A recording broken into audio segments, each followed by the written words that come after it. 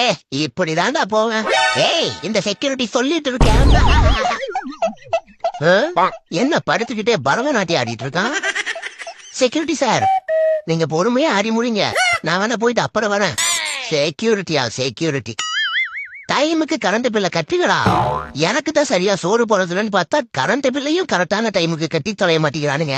இப்ப மொத்தமா புடிங்கிட்டு போயிடுச்சு. இதுல வாஷிங் மிஷின் துவைக்கிற மாதிரியே துவைக்கணுமா? நானும் சுத்திட்டு இருக்கேன், சுத்தம் ஆகிறதுக்கான சிக்னலே இல்ல. ஏய் உன்னை புடிச்சு பூனை பொரியல் பண்ணிடுறேன்டா. என்னது பூனை பொரியலா? இருடா என் பங்காளிய கூப்பிடுறேன்.